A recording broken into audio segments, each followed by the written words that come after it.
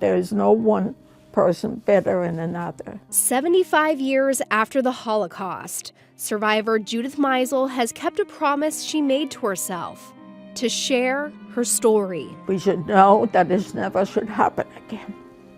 That's why Judith stands to relive her harrowing experience. I was born in Lithuania, and my father passed away a couple of weeks before the Russians came in. The following year, they came in and they immediately took everything away from us. We were taken out of our house and created a ghetto. And I kept asking my mother, what's happening? And she said, stop asking me because I don't know either. After the ghetto, they took us to the concentration camp.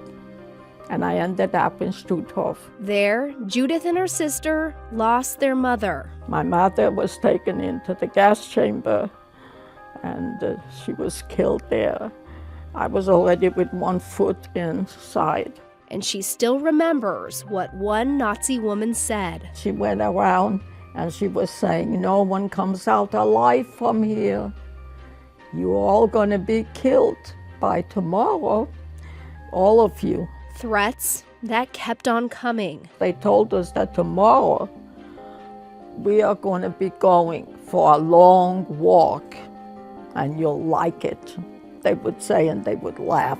But that death march led to Judith and her sister's freedom. All of a sudden, as we walked far, I had no idea who they were or what was started bombing us. And the bombs were falling all over. In the chaos, the two sisters got away, and after finding refuge in different places, they were liberated in Denmark. And when I came to Denmark, I was free.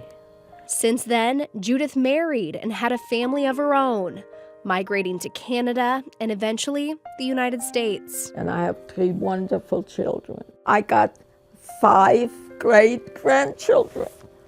That is so wonderful. And while this 89-year-old's experience is remarkable, another twist came just last year. We were contacted last year by the local FBI that the German authorities were interested in interviewing her because they were conducting an investigation on 2 Nazi guards who were at Stutthof the same time that she was there. There were very few survivors left from Stutthof. And during a 4-hour visit at her Minnesota home, they held up photographs of the 2 guards, and my mother had a very visceral reaction to the one photograph and said, that's Mädela. That's what my mother used to call him because he had long brown hair. Mädela means young girl in Yiddish. So there seemed to be a very strong connection and identification of this individual. Since that identification, a 60-page indictment was released, and a trial is being considered. For me, it's the lessons that she brings about combating racism and intolerance are probably the most important. Any opportunity that we have to tell her story for the important lessons that it imparts is a gift that we cannot take for granted. And another one of those chances is coming up on March 14th at Civic Plaza. Several organizations, including the Bloomington Human Rights Commission, will host a showing of Judith Meisel's documentary. Following, there will be an update on the current investigation and prosecution of the Nazi guards, with the family's attorney and an FBI representative on the panel. Hopefully March 14th there will be a good turnout of people that can hear her story and hear from Nestler and others talk about how we cannot let this happen again. Because that's why Judith lives, to share her story of survival. We should see that this doesn't happen again, here or any other place. That we're all human beings.